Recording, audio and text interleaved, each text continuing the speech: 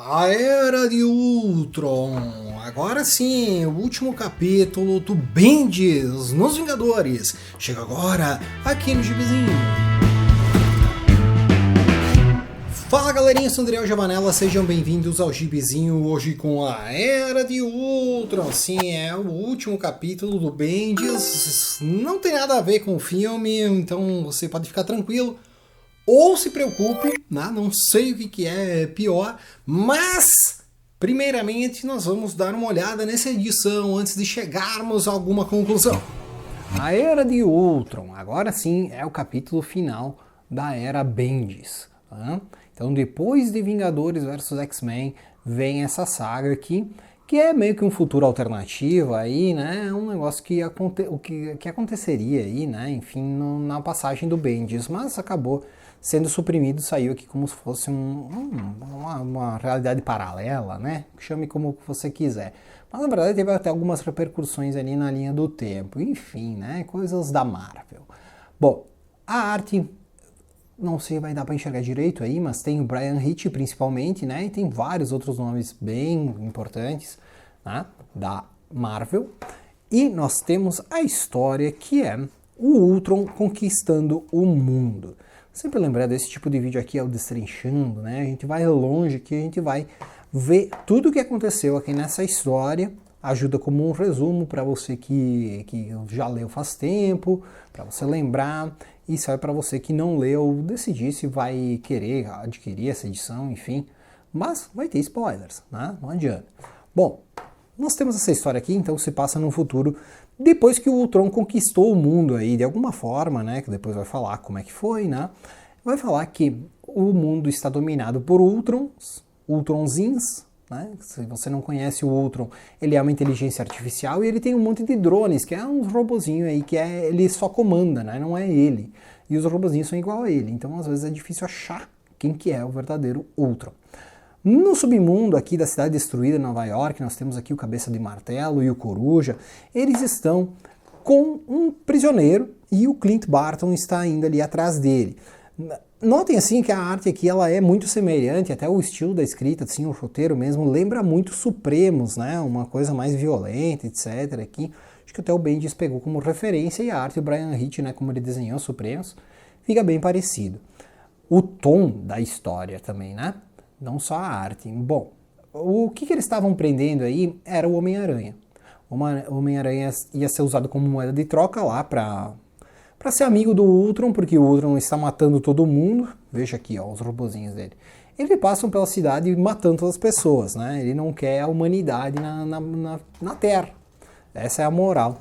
Aqui uma parte que é bem legal, que tá dando um terremoto, então tá toda a arte tremida. Olha só que interessante, né? Acho bem legal essa passagem aqui. Bom, essa história aqui ela é uma história em 10 partes, então ela é um pouco longa. Eu vou tentar passar ela um pouco mais rápido em algumas partes, porque talvez tenha um pouquinho de enrolação nela. Tá? Bom, o principal aqui é que os heróis querem dar um jeito de achar o Ultron para eliminar ele. Mas não é fácil, porque tem essa questão que eu falei. Difícil identificar o Ultron no meio desses robozinhos aí. Aqui nós vamos encontrar o resto da equipe dos Vingadores, tá? A Mulher Hulk tá com o cabelo raspado, tá um pouco diferente. Tem o Tony Stark, tem os principais Vingadores estão aí e alguns X-Men também. Essa parte aqui se passa em Nova York. Vai ter um pedaço que se passa em São Francisco, um pedaço em Chicago também. O Capitão América está desolado por causa de toda essa destruição aí que o Ultron está fazendo, né? Morreu já bilhões de pessoas no mundo inteiro. Aqui em São Francisco, tá? Nós temos também uma parte da equipe que vai se encontrar aí. Aqui é a Natasha, tá? A Viúva Negra está em São Francisco e ela não está sozinha. Ela está junto com o Cavaleiro da Lua. Eles estão numa base do Nick Fury tentando descobrir como parar o Ultron. Olha só que tem um painel aí com as informações que o Fury tinha. Enfim. Eles estão tentando procurar uma solução, assim como o pessoal de Nova York, mas eles não têm contato, né? O Ultron acabou com comunicações, etc, né? Enfim, eles decidem que precisam fazer alguma coisa para deter o Ultron. O Luke Cage decide que vai usar a Mulher Hulk como uma arma de troca, ele dá um soco nela, finge que traiu aí a confiança dos Vingadores, para entregar ela para o Ultron descobrir o que está acontecendo aí com o vilão, né? Onde que ele está, como é que conseguiríamos derrotá-lo. O detalhe é que, quando que o Luke Cage vai atrás disso aí, ele vai ter uma revelação aí. Aqui também nós temos em Chicago uma parte aqui da equipe, né? Nós temos aqui o T'Challa, o Hulk Vermelho, o treinador, eles estão ali em Chicago também procurando uma solução aí para a história, né? Como vocês podem ver aqui, né? Não sei se você é dos caras que gosta do Hulk Vermelho. O Luke Cage, quando eu falei que tinha uma revelação, era justamente essa. Quem está por trás dos planos ali do Ultron, na verdade, é o Visão. Porém, não é o Visão mesmo, né? O Visão está sendo controlado pelo Ultron do futuro. O Ultron no futuro está controlando o Visão e fazendo tudo isso aí no presente. Então, o que o Luke Cage acha que tem que fazer? Então, tem que derrotar o Ultron lá, achar o Ultron aí no tempo, né? E derrotar ele.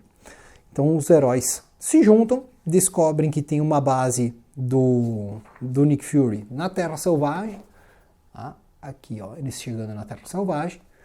Eles chegam lá porque tem essa base do Nick Fury, e essa base do Nick Fury tem aquela plataforma do destino que faz com que eles viajem no tempo. Olha só, aqui se unem mais os heróis aí que estavam nas outras cidades, né? Cavaleiro da Lua, a Viúva Negra, o Hulk Vermelho. E eles então decidem viajar no tempo para lutar contra o Ultron lá no futuro, lá, né? Até o Nick Fury chega ali junto também, né? Eles decidem então viajar para o futuro e derrubar o Ultron. Porém, surge uma outra possibilidade. Poderíamos dizer para o Hank Pym, que foi o cara que criou o Ultron, não criar o Ultron. Porém, né, o próprio Tony Stark diz assim, quando que você diz para alguém não fazer alguma coisa, é aí que a pessoa vai fazer. Né? Então, agindo dessa forma aí, né, eles decidem que não dá para dizer para o Hank Pym não fazer a coisa dele, e eles vão para o futuro, aí, um bom grupo aí de heróis vão para o futuro para combater o Ultron. Porém, o Wolverine diz assim, não vai adiantar. Nós temos que ir no passado e matar o Hank Pym antes dele criar o Ultron. Então ele vai para o passado e se junta a ele a Mulher Invisível, né? A Sue Storm vai junto. E eles então, na verdade mais o Wolverine, né? Porque até a Sue Storm ela o Reed morreu, os filhos dela morreu aí, né? Morreu toda a galera do quarteto, só sobrou ela. E então ela acompanha o Wolverine aí, né? Ela não queria que matasse o Hank Pym, mas enfim, né? Ela acredita que talvez tenha que ser por aí mesmo, né? Wolverine vai lá para lutar contra o Hank Pym. Os heróis estão no futuro procurando o Ultron. Aí tem ali um monte de robozinho, etc, né? Enquanto que tá dando a luta lá contra o Hank Pym, né? Do Wolverine. E o Wolverine mata o Hank Pym. Enquanto isso, lá no futuro, os heróis perdem. Só pros robozinhos, né? Tá vendo aqui? Isso aqui é o Capitão América sem cabeça. Então o que acontece? Eles vencem lá, matam o Hank Pym e vão voltar no tempo lá pra época deles lá certo. Quando que eles vão lá, o mundo está completamente errado. Porque daí vem toda aquela questão, quando tu volta no tempo e tu tira um elemento, pode acabar dando uma merda desgraçada. E foi o que aconteceu. Sem o Hank Pym aí na cena, muitas das aventuras dos Vingadores acabaram de forma diferente. Por exemplo, a Guerra Kree-Skrull, que é um exemplo que eles citam aqui. Aqui também é bem interessante que quando os Vingadores meio que deixaram de existir, daí tem os Defensores, mas é praticamente os Vingadores, vejam só. Tem o Capitão América, cara, isso aqui parece o Star-Lord, né, mas é o Cable. Do Doutor Estranho, essa aqui que parece a Capitã Marvel é a Vespa, mas ela tá com a identidade da Capitã Marvel, acho que é, né. Tem o Hulk, o Ciclope tá aqui, bem estranho, parece aquele da Era do Apocalipse. Tem o Wolverine aqui, tem o Coisa, enfim, é uma realidade completamente zoada. E daí os heróis tentam explicar o que aconteceu e tal. Eles veem que não tem o Ultron aí, mas o Tony Stark, ele é meio que um cara cheio das armas, muito doido aí, um negócio bem diferente aí daquilo que a gente já está acostumado. E vai explicar um pouco então do que aconteceu, né? Na verdade, assim, o grande vilão deles nesse momento aqui ó, tem a Emma e o Xavier, tá? Deixa eu mostrar mais de perto aqui. Tem os X-Men ali também, estão junto aí com o grupo deles, aí dos Vingadores, né? Que é Defensores, no caso. Mas enfim, vai falar que o grande vilão aqui dos Vingadores nessa realidade é a Morgana Le Fay, que ela, usando magia, ela conseguiu superar as tecnologias dos heróis, porque não tinha tecnologia do Hank Pym, né? Assim, é um exercício de cabeça muito desgraçado achar que o Hank Pym tem tanta relevância assim, mas enfim. Aí aqui nós temos os heróis então percebendo que o mundo não melhorou, no caso, né? A Morgana Le Fay aqui está ela vem com uns robozinhos do destino ali, ela venceu Asgard, enfim, é uma coisa bem louca que aconteceu nesse futuro aqui, que é quase tão ruim como que era com o Ultron. E daí o Wolverine e a Mulher Invisível, assim, ó, só a Morgana Le Fay vem aqui e acaba com os heróis. Daí o Wolverine e a Mulher Invisível decidem assim, não, nós vamos ter que voltar no tempo e impedir a gente de matar o Hank Pym. Daí eles vão lá, essa parte aqui é muito bizarra. Eu acho que essa história aqui dá pra dizer que ela é um pouco bizarra, né? Chega o Wolverine pra matar o Hank Pym, chega um outro Wolverine e diz assim, não mata ele. E é um Wolverine com uma roupa bem estranha, que é aquele primeiro uniforme dele que apareceu só lá naquele Hulk, né, que é a primeira aparição do Wolverine. Bom, a moral da história. Eles falam pro Hank Pym que vai dar uma merda federal, então é que é para ele fazer alguma coisa no Ultron para que dê para parar o Ultron caso dê alguma merda.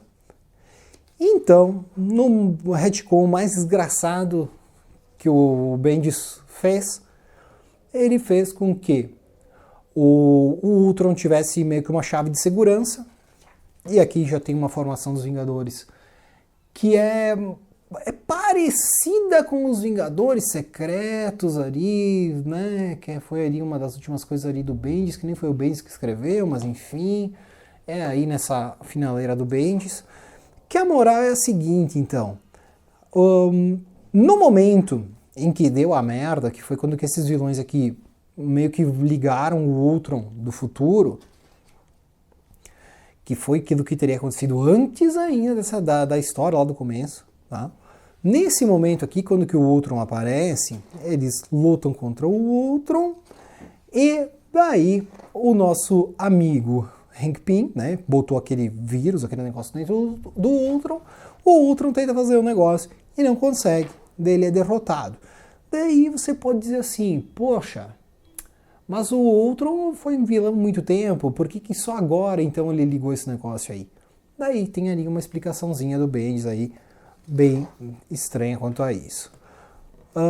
Aqui nós vamos ter uma passagem aqui deles apagando da memória, então toda umas viagem no tempo aqui, daí eles falam até que de tanto que eles fuçaram no tempo, eles conseguiram quebrar o tempo, tá? Que acho que era a ideia aqui por trás da história, era justamente isso. Vejam só vocês aqui, tá? Daí dá uma loucura na Terra, né? Eles dizem assim, então fudeu com a Terra aí, etc. E daí abala outros universos, né? Nessa loucura aqui. Daí, a pessoa com mais boa vontade do mundo pode dizer que isso aqui repercutiu lá em guerras secretas, né? Naquelas coisas que aconteceu lá.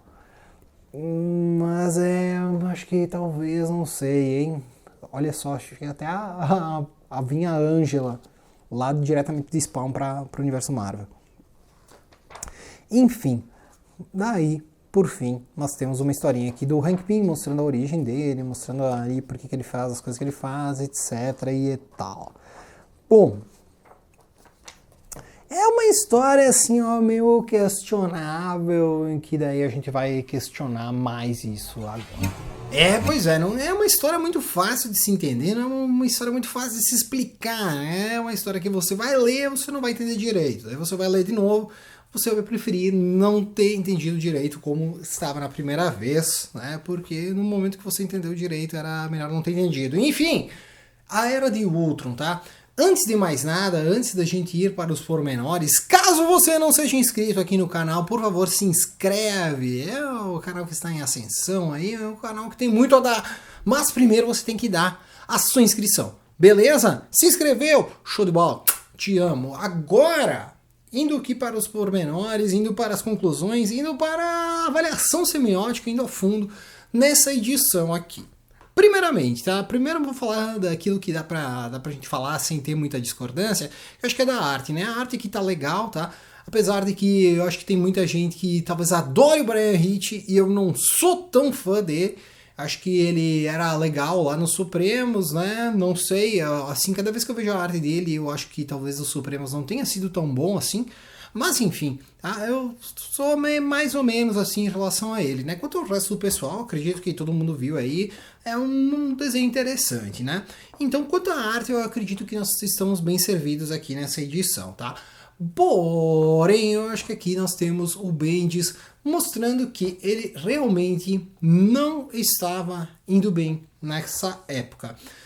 Muita gente já na época já dizia que ele já não estava mais no auge, né? Até porque o auge dele é muito bom, né? O auge dele é outro patamar, né? É quando que ele começa ali nos Vingadores, eu acredito que ele estava bem no auge e ele foi muito bem, teve alguns momentos mais fracos, depois ele voltou ali com o Reinado Sombrio, que foi muito bom.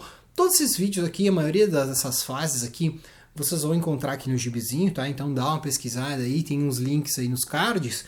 E acredito que aqui na Era de Ultron, ele tentou dar uma de Grant Morrison, mas aí é aí que a gente difere um careca do outro, né? O Morrison, quando que ele faz viagem no tempo, faz realidades paralelas, multiverso e etc., eu acho que ele tem um controle maior daquilo que ele está fazendo, no sentido de que ele sabe o que ele está fazendo, ele sabe como explorar isso de uma forma mais interessante. Não que aqui não esteja bem explorado, tá? Eu acredito que os universos paralelos, aí, essas realidades alternativas, seja com o Ultron, seja sem o Ultron, seja sem Hank Pym, etc., acredito que tem um certo estudo, assim, um vislumbre do que aconteceria ser até interessante. O problema é que como isso se junta aí na história, como isso funciona dentro da história, eu acredito que é aí que é o ponto fraco. Porque o Bendis tenta fazer grandes revelações, grandes reviravoltas com algumas coisas aqui dentro e nem tudo fica tão legal, né? Realmente assim, em relação principalmente aos outros materiais dele, aqui não é a altura. Viagem no tempo eu já sou meio nariz torcido quanto a isso, e é um baita do nariz, então é uma baita de uma raiva quando eu leio, né? Geralmente eu não saio feliz com viagem no tempo, e aqui tem muita viagem no tempo. E principalmente, né, o final, quando que fala assim que destruímos a linha do tempo, o tempo se foi, não sei o quê. Ali é que eu acho que é o principal ponto negativo, porque quando que é o Morrison, né, que eu tô fazendo aqui essa comparação, que não deveria ser feita, né, porque o Morrison é melhor. Mas eu acho que quando que o Bendis tenta fazer isso, não sei se é porque a Marvel meio que cagou pra isso, não sei se depois isso foi reaproveitado pelo Hickman de propósito, não sei o que por fim era pra ter acontecido, etc. Mas ficou com ares de era pra ser um reboot, era pra ser uma crise, era pra ser alguma coisa, porque sabe, isso aqui acabou sendo uma realidade alternativa, tudo que tá aqui.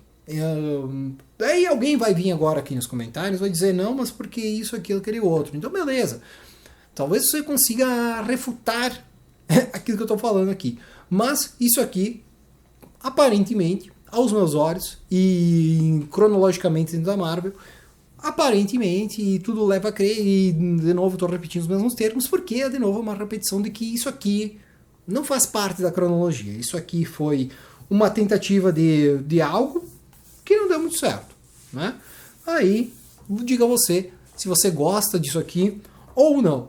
Eu vou te dizer assim que eu até esperava um pouco mais da Era de Ultron, mas não esperava muito mais também, tá?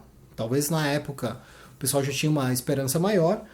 Já não foi algo que aconteceu comigo na época, e lendo agora eu realmente acho que ficou bem aquém, e era isso. Tá? Se você gosta, se você odeia, comente aí, vamos trocar uma ideia. E era isso por hoje. Certo, galerinha? Espero que vocês tenham gostado. Um forte abraço e tchau!